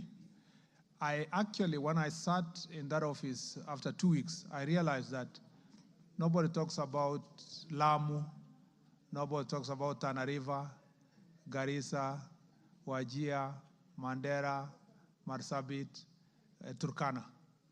That all northern belt, including West Pokot, nobody mentions whether they need a stadium or they don't. I think there is a general mentality that stadiums are supposed to be in all the islands, so-called white islands and so forth. That should not be the case. And I think Kilifi falls in that category of the marginalized areas. I promise, and I want to say this, I promise that progressively we will make sure that we do affirmative action. The same way I did in the Ministry of Roads and Transport, I will be very deliberate also in the Ministry of Sports to make sure those areas are considered for for stadium development. We have Samburu then being part and parcel of that area affected, and Isiolo and so forth. Honorable Oyula has asked about CDF. Unfortunately, Mheshimiwa, this falls back to yourself. It's upon this House to look at the CDF Act and ask yourselves why were you not able to finance sports, and yet sports is education. So it's sports, for as long as you're supporting education, you should be supporting sports because it is a part of the facilities of education. I don't know any other interpretation that would support. And let me use this opportunity to say, I support CDF. Even when I was in Senate, I still support CDF. I believe it is the best managed fund in the country in terms of development. So if we can allow CDF to also do sports facilities, it's extremely important. I think the interpretation that CDF is unconstitutional, from my position, is misguided. But it's up to the person who made it, and we are allowed to criticize decisions anyway. Now, on the question of Honorable Rueda, again, just like I promised Honorable Nguris, I will do the same for your county. I will make sure that in the next batch of sports academies, we consider the marginalized areas, at least because that is affordable. We can start from there as we move towards 10,000, 15,000 sports facilities. Honorable Namwar, I am inspired by your suggestion that, because that is a question I was even asked during vetting, that what is the role of sports in promoting peace? I think we should transition what we started together as well-wishers and as CSR to the people of North Rift. We can transition that to think through it as government, how we can structure it to remain consistent with dealing with the menace of banditry and other peace-related issues in Kerio Valley, and then becomes owned by the counties and the leadership from that region. I also need to say that when we were playing that tournament in Turkana, I was very surprised that we were playing at almost 40 degrees at midday, and you're playing on sand. I think, your county and others deserve to be treated differently and as really marginalized areas. Honorable Parashina, I received your letter on the request of, I don't know, maybe he has left, on the request of the sports academies, and I think we will try our best to respond to the issues you've raised in Kajiado. And maybe now that you are not here, we can start with Ngong. Oh, yeah, it's here, okay. I received your letter. Thank you. Thank you very much. And we will put it into consideration. When it comes to Honorable Mukunji, yes, I am informed that before the Embu Stadium was constructed, Jukiri was supposed to be the first one. And so we'll see in the queue how else we can come back then to Embu, at least having considered a few of your colleagues here who are in serious problems. At least you have one stadium. Because of the Madaraka Day, it moved to Embu itself, but Jukiri was supposed to be the priority initially in that place. You have asked the question of the office furniture. I almost did like Balotelli once said that, why always me? The furniture issue is not, the cabinet secretary does not furnish offices, and neither does the cabinet secretary procure furniture for furnishing offices. The truth of the matter is that the furniture that is established there is part of furnishing Talanta offices. We have not occupied Talanta fully yet. In fact, the PS office is still squatting somewhere. They are completing. And also the PS youth has not moved to Talanta because, for people who know, it's a new building. So it's being redone, and then after it is done, it will all be furnished. So luckily, in the process, my predecessor was there, and when I came in, the furniture was moved to other offices, other furniture was brought there. So I did not move with the furniture from transport. It is the work of the ministry to furnish the entire building. And that will go on until all the staff we need to occupy the headquarters is done. And why I said, why always me, is that people are saying the furniture is very beautiful. Yet it's a furniture that is in all other ministry offices, as you may have gone to other offices across the country. But I'm used to that now. Honorable Ngogoyo, very true. I had a meeting recently with Mary Mora after she came from the Diamond League. She's also trained there. She came with the athlete Cheriot. We had a long discussion about what we should do with Ngong. I agree with you that we should prioritize Ngong. Other than Iten, Ngong is the other place that has very many high-altitude training athletes. And we are going to do something to make sure that that is sorted. Both the stadium there for track events, but also the routes that are going to be used to run along the hills. We also need to know and hope your county government, when they are giving out permits for people to construct, we need to take care of routes that can be used for training. And we need to preserve Ngong as a very valuable, a jewel for our athletes when they're training. And I think we really need and deserve to do so.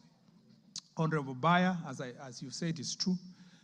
There's a plan to do something in Shanzu to start with, which is still in Mombasa. And I believe that we should also move to Kilifi County to make sure that you have a proper facility. But what we want to do in Shanzu is of international standard, the equivalent of Nyayo, or somewhere between Nyayo and Kasarani, or between Nyayo and Talanta, something, because the low altitude competitions take place in places like the coast region. We want one stadium to be done there of a magnitude that can help us in hosting competitions, because you can't host it in high altitude areas, a very high altitude area.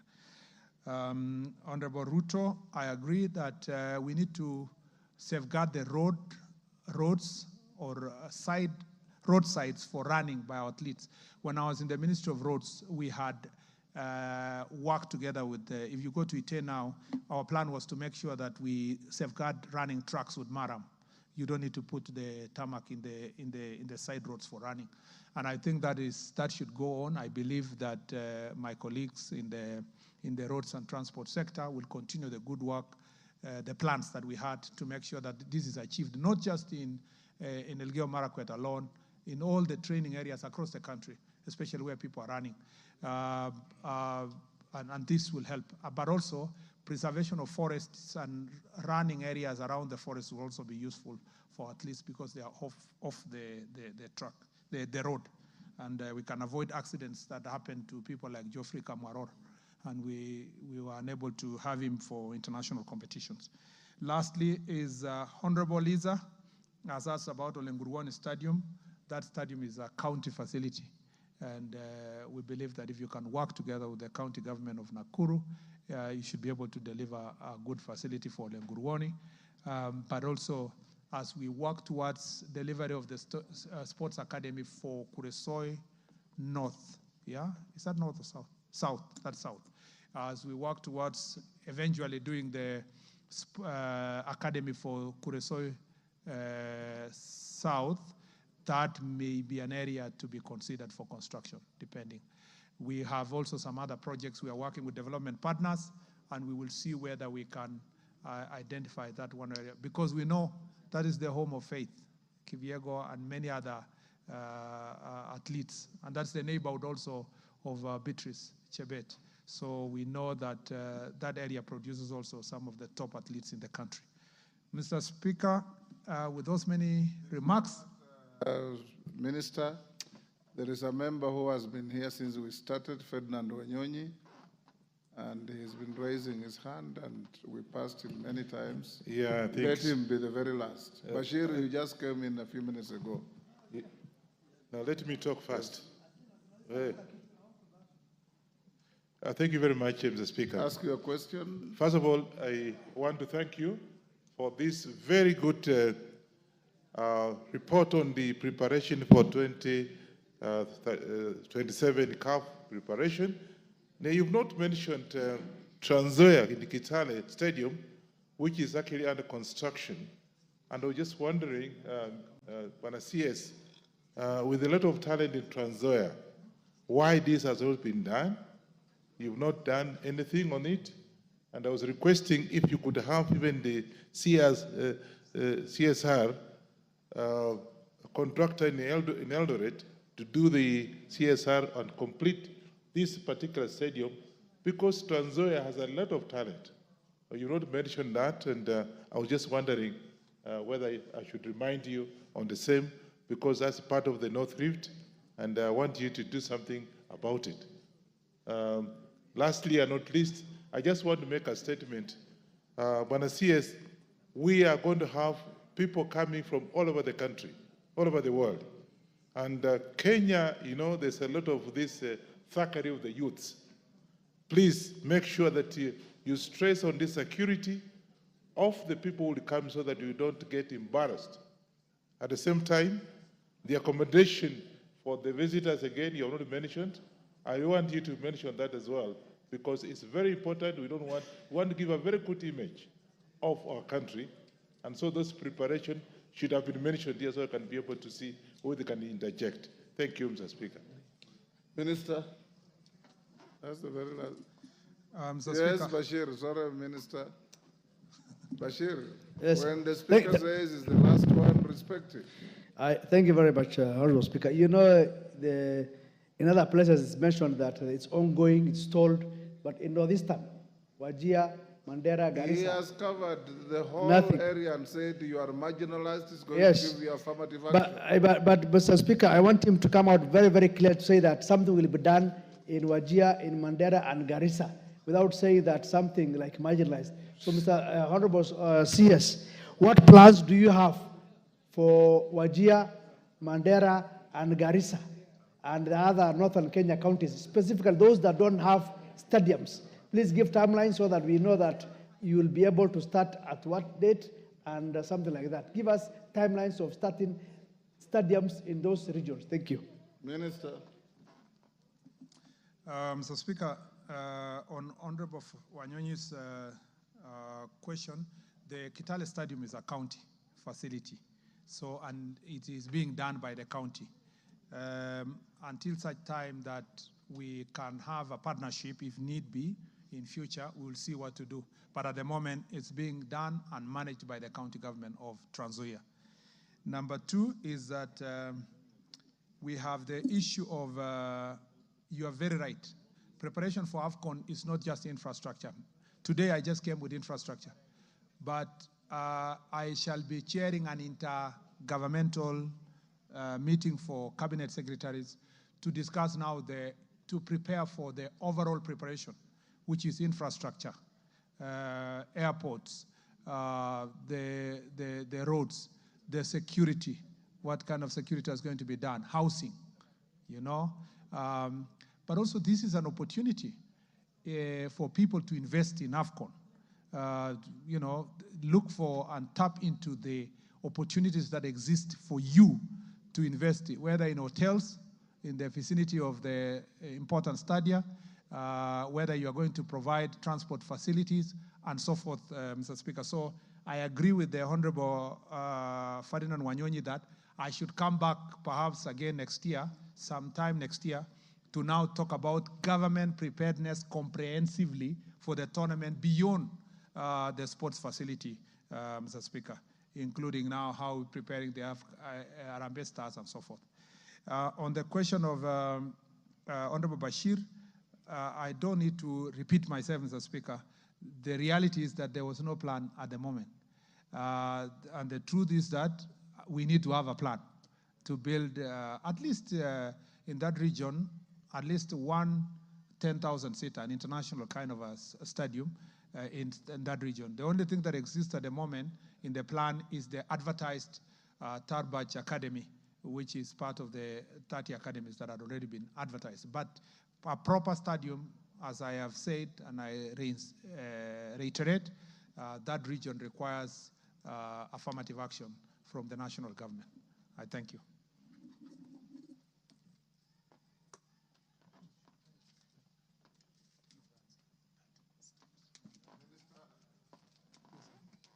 Minister, we have come to the end of our interaction.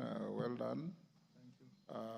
If there are any outstanding issues, You can be invited to the committees anytime, but please try and manage our football. Number two, in other jurisdictions, these foreigners who come for high altitude training must be and are treated as high-end tourists and pay sufficient premium to boost our economy. I don't know what plans you have for those high-altitude training. You remember the Radcliffes and all those fellows who train in your county, renting little huts and not contributing to this economy, and then going to be world beaters because they have enjoyed our serene facilities. What are you planning for this? Because in other jurisdictions, you'll find this kind of training is actually a major contributor to the GDP of the country. Mr. Speaker, I truly recognize your passion for football and, and organization of our football. And I, from vetting to today to when I meet you privately, you have always insisted that... Even when we watch Arsenal together, even always... When we watch Arsenal suffer together, Mr. Speaker. I believe that, Mr. Speaker, we need to sort that area. And so thank you for the support you are giving me and the support being given by the members of parliament. We will do, it's not an easy area because it has been a problem for a long time, but we are doing everything possible, using the coming elections to make sure that we open up the space and ensure that democracy prevails and we get the best people to come and manage our football. On the question of the athletes, we allow us to think about it further because, Mr. Speaker, we are easily going to be asked, why are you charging higher for the person coming to train to run and not the one who has come to film at the national park or so forth. So let me say this, that in our policy consideration, we will have an holistic approach to the same.